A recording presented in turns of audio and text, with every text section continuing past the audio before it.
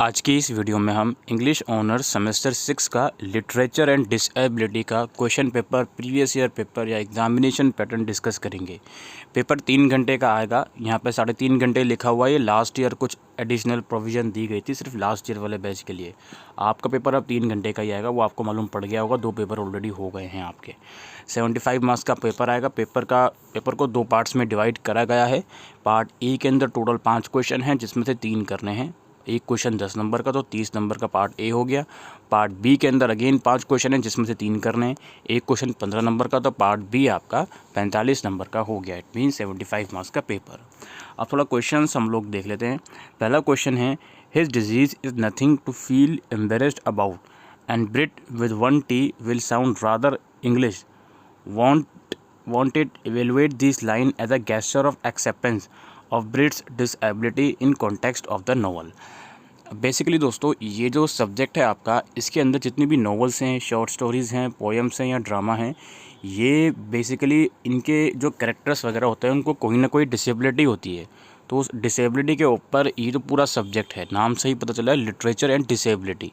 तो कोई भी कैरेक्टर हो सकता है नॉवल का, उसकी इसमें शायद ऑटोबायोग्राफीज़ भी हैं, तो वो बेसिकली डिसेबिलिटी के बेसिस पर होती हैं। तो पहला क्वेश्चन आपका यूनिट 1 में से आया है, ठीक है।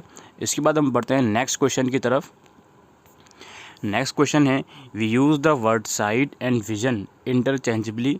Seeing after all is believing. We speak of vision as a virtue. We hold dear our views, outlooks and perspectives. Comment on this line from Georgina Clegg, sights unseen. Next है, critically respond to the following lines. Nobody would sit in the chair she used. I don't blame them.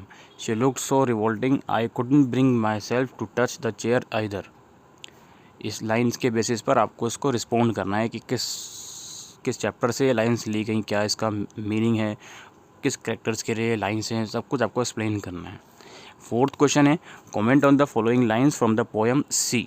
एक poem है सी आपकी, उसमें से कुछ lines ली गई हैं। The elders spiteful of odd numbers. I am an odd number, can not fit in a small planet.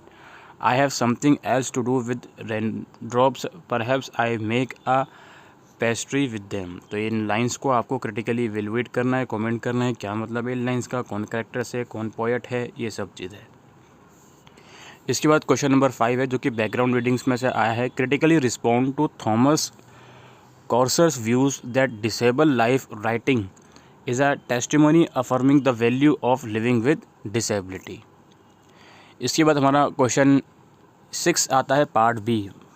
Part B का question 1, it means question 6।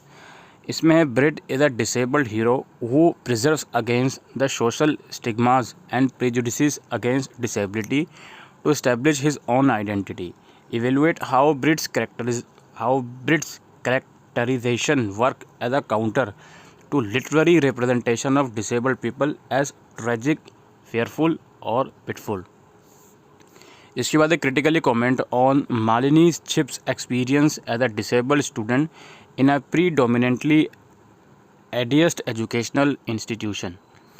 Next question है, how do bonds of intimacy overcome the alienation that is experienced by the characters in Dubu's Dancing After Hours। And then even non-disabled individuals exhibit a sense of rivalry toward their disabled siblings। Elucidate the statement above with reference to Kamat's broken images। इसके बाद last question है आप लोगों का, ये एक general question आप इसको बोल सकते हो। One of the task for a developing consciousness of disability issue is the attempt then to reverse the hegemony of the normal and to institute alternative ways of thinking about the abnormal। Discuss. ये 10 questions हैं आप लोगों के। अब इसके एक बार question syllabus पर हम चलते हैं। ये सिलेबस पर हम आ गए हैं, थोड़ा नीचे हम स्क्रॉल करते हैं। सिलेबस का थोड़ा मैं आपको ओवरव्यू या ब्लूप्रिंट दे देता हूँ। बेसिकली देखिए, यूनिट 1 आप लोग देख रहे हो, ये फिरदौस कांगा की ट्राइंग टू ग्रो, ये यूनिट है, नॉवल है बेसिकली। इसमें से 2 क्वेश्चन एटलीस्ट बनने ही बनने हैं, एक शॉर्ट एक लॉन्ग क्वेश्चन, यानी कि 25 नंबर की ये यूनिट है। तो ये आप ज़रूर से करके जाओगे। ऑटोबायोग्राफी की बात करें तो इसके अंदर भी 2 क्वेश्चंस बने हैं आप लोगों के कम से कम, वो आप लोग देख सकते हो। 2 क्वेश्चंस कौन से बने, एक जॉर्जिना वाला और एक मालिनी चिप्स वाला जो स्टूडेंट थी, ठीक है। तो इस यूनिट से भी कम से कम 2 क्वेश्चन बन रहे हैं, एक 10 मार्क्स का, एक 15 मार्क्स का, 25 नंबर आ गए इस यूनिट में से आ गए। थर्ड क्वेश्चन आपका शॉर्ट स्टोरीज़ है। अब शॉर्ट स्टोरीज़ में जहाँ तक मैंने देखा है, ये आंड्रे डुबस का क्वेश्चन डांसिंग आफ्टर आवर्स इसमें से आया है क्वेश्चन, ठीक है। एक क्वेश्चन इसमें से भी ज़रूर बन रहा है, फुल फ्लेज क्वेश्चन है 15 नंबर का। यूनिट 4 ड्रामा, अगेन ड्रामा से भी क्वेश्चन फुल फ्लेज बना है 15 नंबर का, शॉर्ट क्वेश्चन आई थिंक नहीं आया। इसके बाद पोइट्री आती है। पोइट्री में एक पोएम है आप लोगों की सी, ये है आपका ज्योत्सना फनीजा, इनकी पोएम है सी। इसमें से क्वेश्चन शॉर्ट क्वेश्चंस में आया है 10 नंबर में, पोइट्री में से भी एक क्वेश्चन। देन बैकग्राउंड रीडिंग्स की बात करें तो बैकग्राउंड रीडिंग्स में भी एक क्वेश्चन ज़रूर बना था, कम से कम एक क्वेश्चन तो आया ही है इसमें, तो वो आप लोग देख लीजिएगा। ये वाला क्या नाम है, थॉमस कॉसर, ये क्वेश्चन ज़रूर आया है, तो इसको आप कर लीजिएगा। बाकी जो फुल फ्लेज क्वेश्चन 15 नंबर का लास्ट क्वेश्चन था, वो भी लगभग बैकग्राउंड रीडिंग में से ही आया है। तो अब मैं यहाँ पे थोड़ा सा आपको ये समझा दूँ। देखिए यूनिट 1, एक सेकेंड, यूनिट 1 तो पूरी आप कंप्लीट करके जाइएगा, यूनिट 2 भी पूरी कंप्लीट करके जाइएगा। अब देखिए यूनिट 2 में से टोटल 5 हैं, 5 ऑटोबायोग्राफी हैं, इसमें से कोई 4 तो कम से कम करके जाइएगा ही जाइएगा। 4 करके जाओगे तो एटलीस्ट एक तो आ ही जाएगी। अगर 2 छोड़ोगे, वो दोनों ही आ गई, एक शॉर्ट में एक लॉन्ग में, तो दिक्कत हो सकती है। तो अब सिलेबस ज़्यादा है इसका थोड़ा, लेकिन करना पड़ेगा आप लोगों को, ठीक है। इन 5 ऑटोबायोग्राफीज़ में से कम 4 ज़रूर से करके जाइएगा। 4 कर लोगे तो कम से कम 10 या 15 नंबर का क्वेश्चन इसमें से भी हो जाएगा।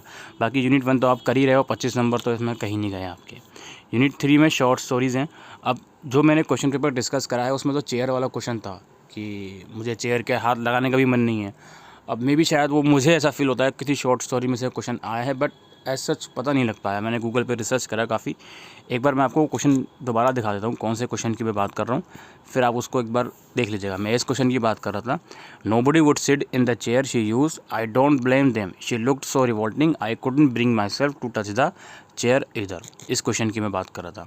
अब बात आई शॉर्ट स्टोरीज़ वाली यूनिट की, तो इसमें से एक क्वेश्चन तो ज़रूर से ज़रूर बनेगा आपके क्वेश्चन पेपर में, और जो मैंने डिस्कस करा है वो बी वाला क्वेश्चन आया है लॉन्ग टाइप क्वेश्चन में, यूनिट 3 शॉर्ट स्टोरीज़ में से। यूनिट 4 ड्रामा में से भी क्वेश्चन फुल फ्लेज बनना ही बनना है, ये तो करके जाओगे ही जाओगे आप, ठीक है। तो बाकी पोएट्री में से भी एक आध क्वेश्चन ज़रूर बनेगा शॉर्ट नोट में। बाकी बैकग्राउंड रीडिंग्स आप छोड़ सकते हो अगर चाहो तो, ठीक है।